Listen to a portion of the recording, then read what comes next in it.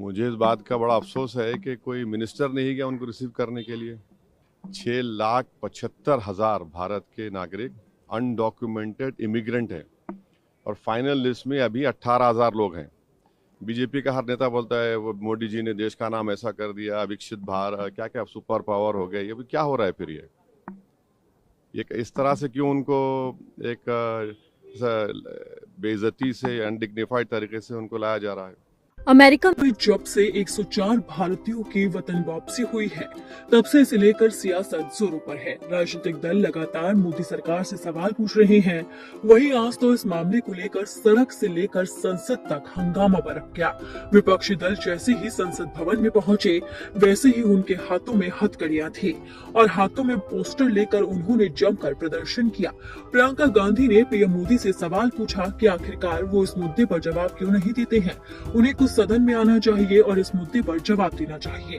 इतना ही नहीं, AIMIM के अध्यक्ष असदुद्दीन ओवैसी ने भी मोदी सरकार की घेराबंदी की है।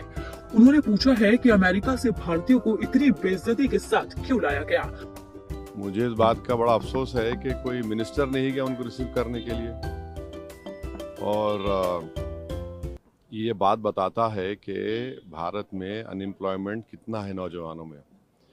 45% यूथ अनएम्प्लॉयड है। इसीलिए इन सब एजेंट से वो ठग दिए जाते हैं, तकालीफ उठाते हैं, 8-8, 10-10 कंट्रीज क्रॉस करके जाते हैं।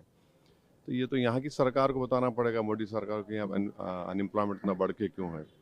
तीसरी बात यह है कि अभी भी यूएस में 2022 की प्यू रिसर्च की रिपोर्ट है, 6,75,000 भारत के नागरिक अनडॉक्यूमेंटेड इमिग्रेंट हैं और फाइनल लिस्ट में अभी 18,000 लोग हैं। तो ये सब जब लोग यहाँ पर आएंगे, एक तो रेमिटेंस का नुकसान भी होगा, दूसरा उनके लिए सरकार क्या करेगी, तो ये इनको देश को बताना पड़ेगा। और फिर ये जो पूरे बीजेपी का हर नेता बोलता है वो मोदी जी ने देश का नाम ऐसा कर दिया, विकसित भारत, क्या क्या सुपर पावर हो गया। ये भी क्या हो रहा है फिर ये इस तरह से क्यों उनको एक बेइज्जती से अनडिग्निफाइड तरीके से उनको लाया जा रहा है। आपको बता दें कि अमेरिका ने अपने सैन्य विमान से 104 भारतीयों को वतन वापस भेजा है, लेकिन इस मुद्दे पर हंगामा बरप गया है क्योंकि जो तस्वीरें सामने आई है उसने हर किसी को सन्न कर दिया है। 104 भारतीयों के हाथों में हथकड़ियां और पैरों में बेड़ियां थी। इसी के साथ ही कमर पर भी जंजीर बांधी गई थी और उसके बाद उन्हें प्लेन में बैठाया गया था और अमृतसर लैंड करवाया गया। यहाँ पर करीब 2 बजे के आसपास विमान उतरा था और यहाँ पर भारतीयों को उतारा गया। इसके बाद शाम 5 बजे विमान वापस अमेरिका के लिए रवाना हो गया।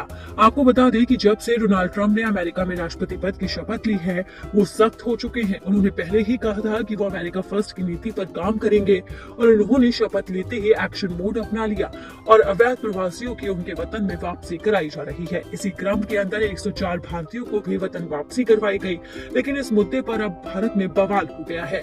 लगातार मोदी सरकार पर सवालों के तीर छोड़े जा रहे हैं। अब देखना होगा कि मोदी सरकार इस पर क्या जवाब देती है।